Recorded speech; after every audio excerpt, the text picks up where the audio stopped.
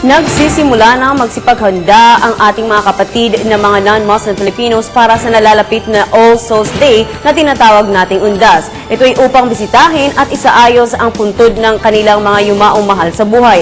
Gayunman, may isang barangay sa Kamaynilaan na tila hindi na kailangan maghanda para sa Undas. Alamin natin ito mula sa report ni Bernard Tan.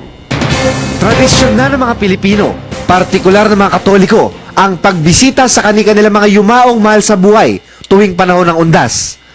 Pero ang isang komunidad sa Tala, Caloocan, mukhang hindi na kailangang dumalaw sa kanilang mga pumanaw na minamahal ngayong Undas.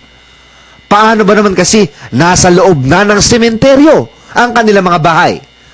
Ayon sa mga residente, sa una mahirap daw talagang mamuhay sa piling ng mga bangkay, pero sanayan lang daw ang lahat. Kasi malapit na lang, lalakarin na lang namin po eh. Maswerteng araw silang maituturing dahil hindi na nila kailangang gumastos at lumayo ngayong Undas. Paalala nila sa mga kababayan nating Katoliko, minsan lang sa isang taon ang araw ng mga patay, kaya ilaan natin sa kanila ang mahalagang araw na ito. Mas mainam raw na tayo ang dumalaw kesa naman tayo ang dalawin. Ikaw na lang nadalaw kasi ikaw yung dalawin. Ayon pa sa mga residente, lahat daw ng klase ng kababalaghan present doon. May white lady, may kapre, at duwende. Ang news team nga hindi nakaligtas sa pagpaparamdam ng mga ligaw na espiritu.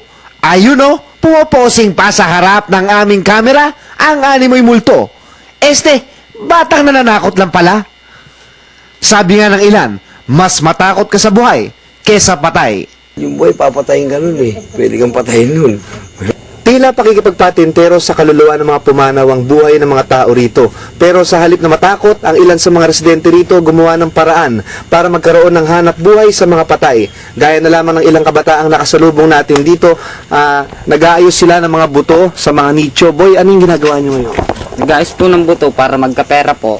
Magkano kinikita nyo dyan? Mga ano lang po, 100, 150, gano'n. Ano yung nakuha mong bungo? Babae po. Tapos nag-blondie pa po siya, bago siya namatay. Para sa Telebisyon ng Bayan, Bernard Tan.